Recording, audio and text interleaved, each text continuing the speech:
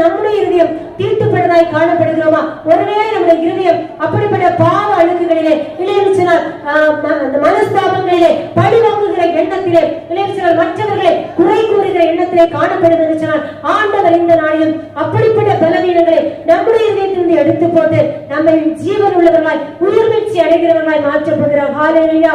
வேதத்திலே நாம் பார்க்கும்போது தாவீது அழகாய் சொல்கிறார், சுத்த இருதயத்தை என்னிலே சிருஷ்டியும் நிறைவரமான ஆவியின் உள்ளத்திலே புதுப்பியும்.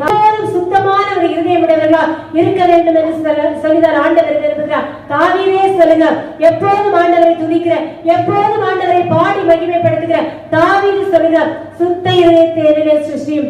அதோடு விடவில்லை, அடுத்ததாக சொல்கிறார், நிறைவரமான ஆவியை என் உள்ளத்திலே புதுப்பியும். ஆவி நம்மளே இருக்கும்போது மாத்திரம்தான் பரிசுத்த ஆவியானவர் உள்ளத்திலே வரும்பொழுது அவர் சகல சத்தியத்தில் உங்களை நடத்துவார். ஹல்லேலூயா. அவருடைய ஆளுகை நம்மிடத்தில் இருக்கும் என்று சொன்னால் பரிசுத்த ஆவியுடைய நடத்துதல்